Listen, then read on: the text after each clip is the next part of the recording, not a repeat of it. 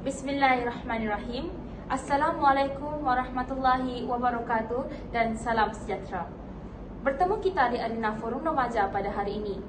Setinggi-tinggi kesyukuran saya zahirkan kepada Allah Subhanahu Wa Taala kerana dengan izinnya maka kita dapat mendiskusikan satu topik yang menjadi buah mulut masyarakat dunia dewasa ini.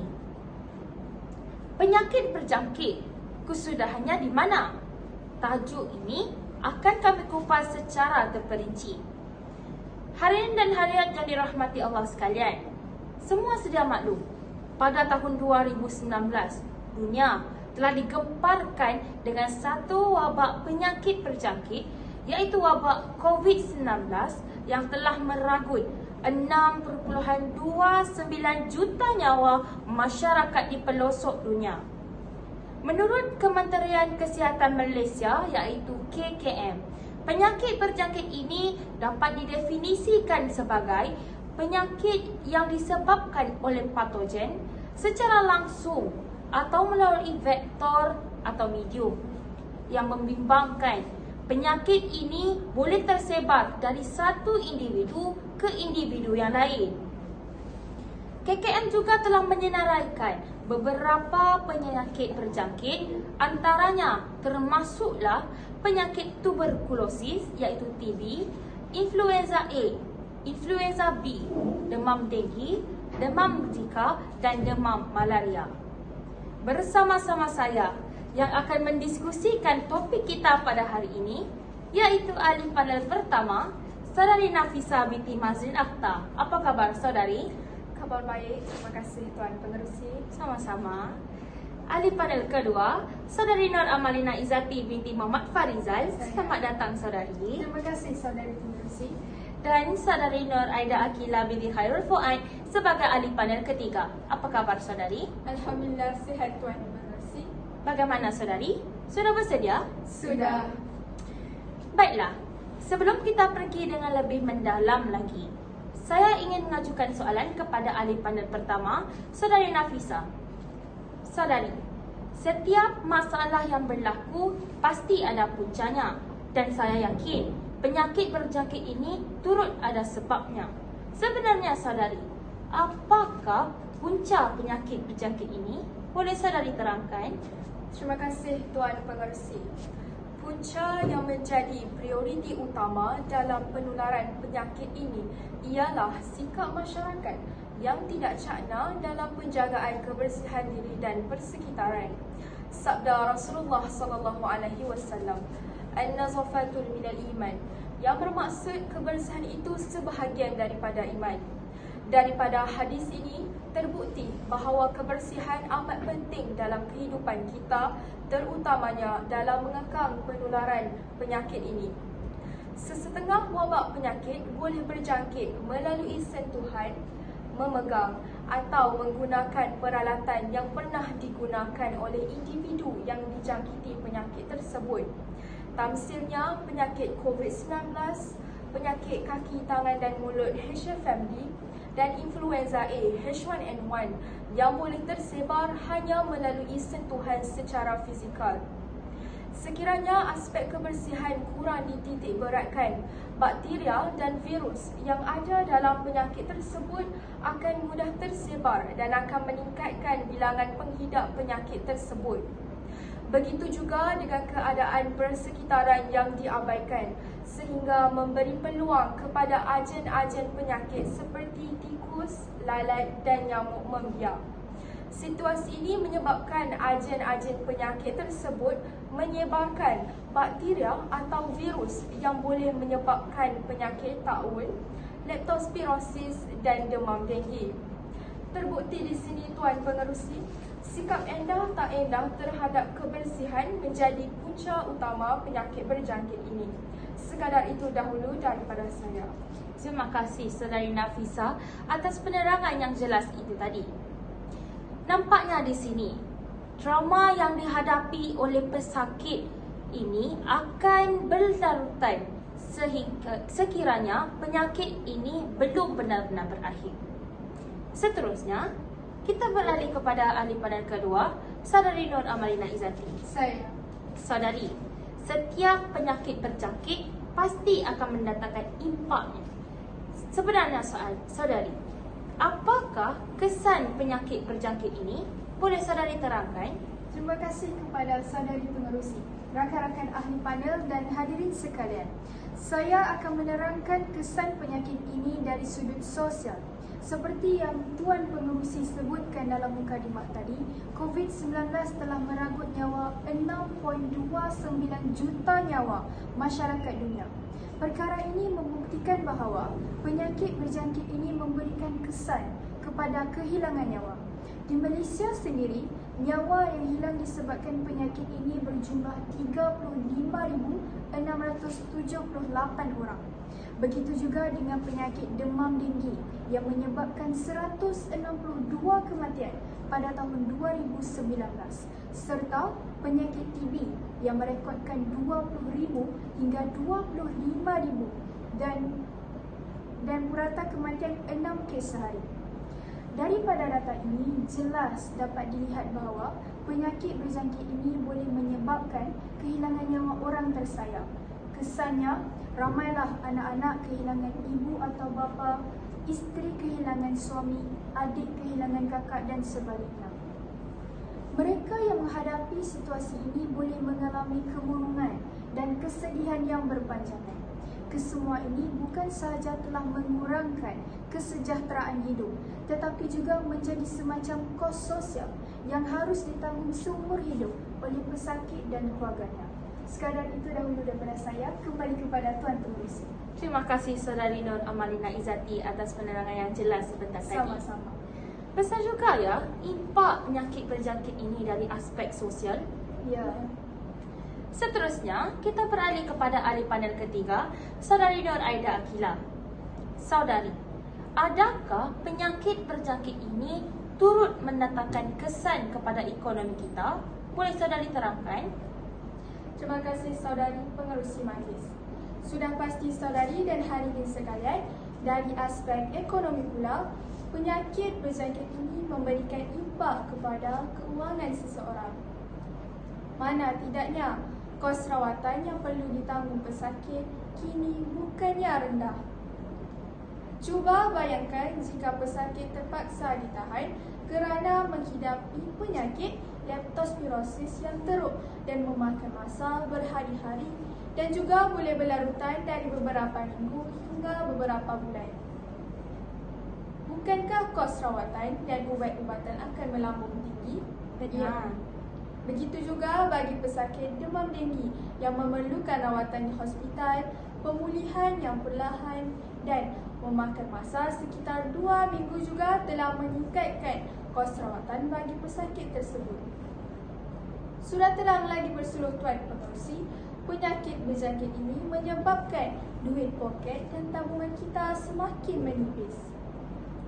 Selain itu, pelaksanaan Perintah Kawalan Pergerakan iaitu PKP semasa COVID-19 juga telah menyebabkan aktiviti ekonomi terhenti dan mengakibatkan kejutan penawaran dalam ekonomi apabila aktiviti pengeluaran tersebut terbantu. Sekaligus memberikan kesan langsung kepada peniaga, terutamanya mata pencarian mereka serta masalah aliran tunai. Fenomena ini akhirnya mengakibatkan lebih banyak perniagaan gulung tikar pada masa hadapan. Akibatnya, lebih ramai kehilangan pekerjaan, kadar pengangguran terus meningkat dan punca pendapatan rakyat terutamanya B40 akan terkesan lebih dahsyat, mengakibatkan kejutan permintaan dalam ekonomi. Setakat itu dahulu penerangan saya, kembali kepada Tuan Pengerusi. Terima kasih saudari Nur Aida Akila atas penerangan sebentar tadi.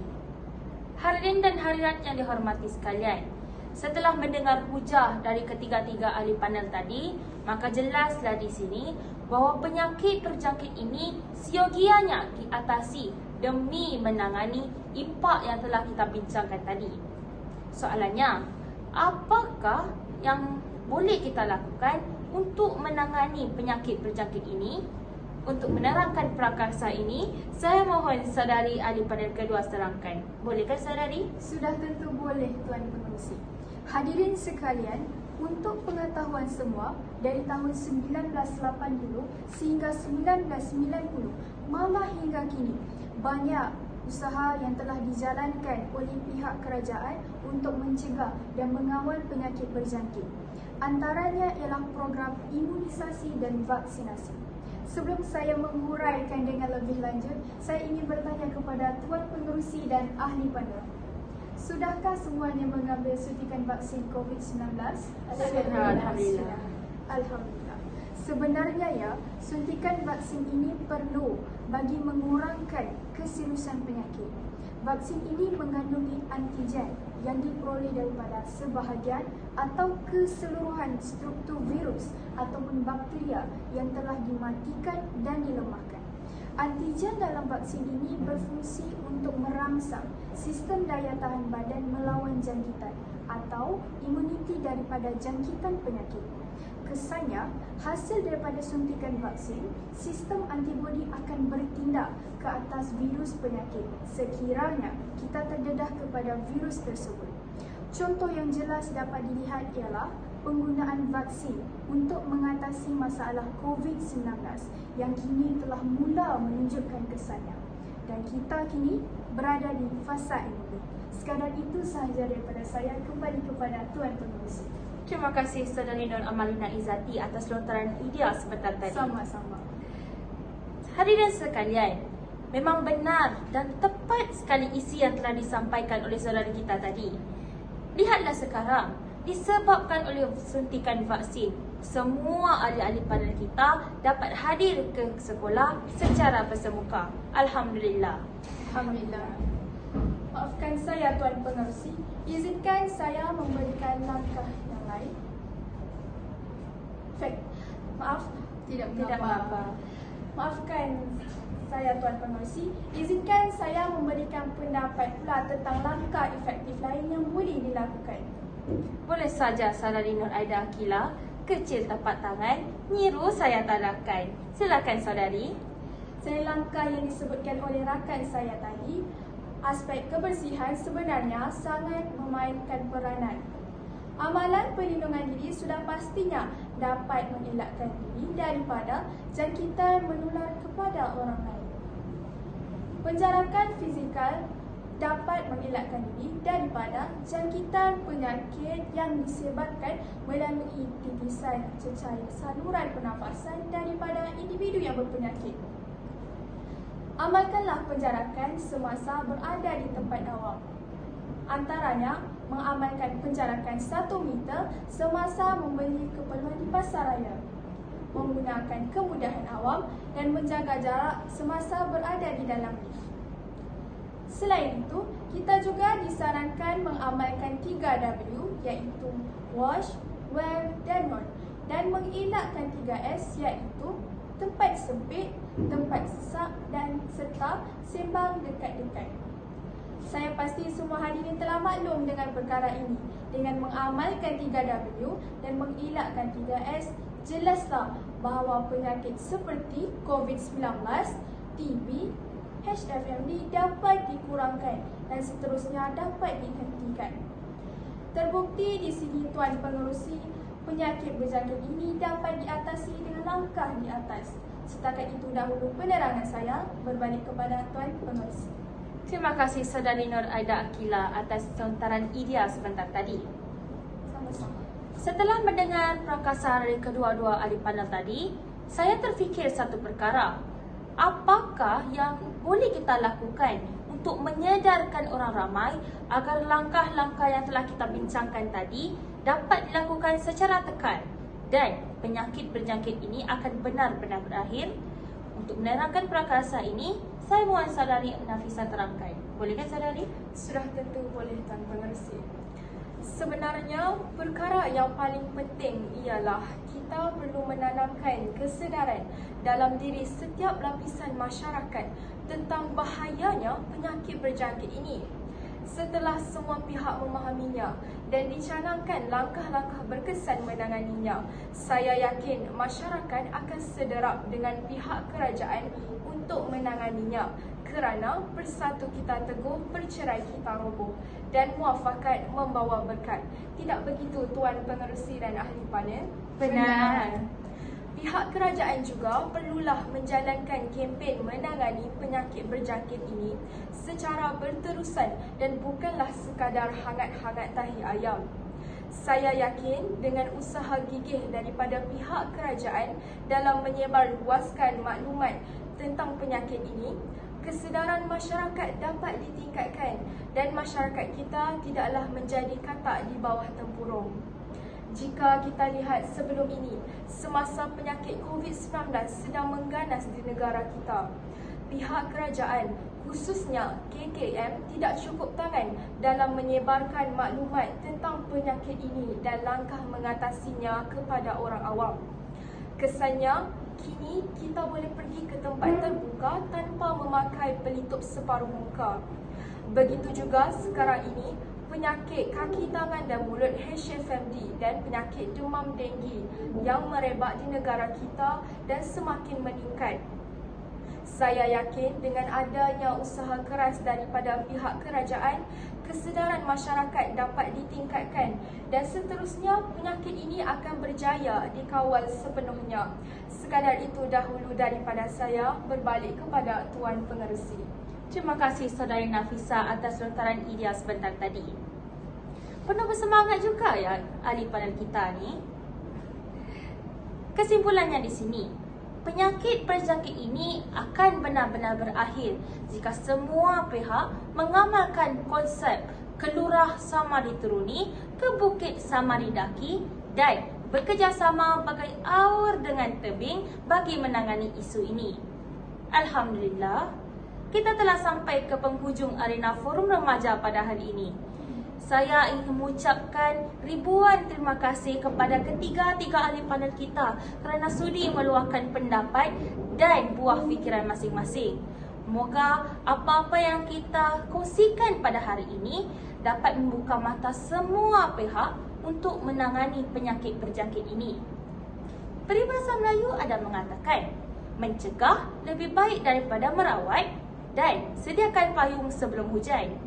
Moga usaha murni ini akan membuahkan hasil kerana berakit-rakit ke hulu, berenang-renang ke tepian, bersakit-sakit dahulu, bersenang-senang kemudian. Sekian, terima kasih dan Assalamualaikum warahmatullahi wabarakatuh.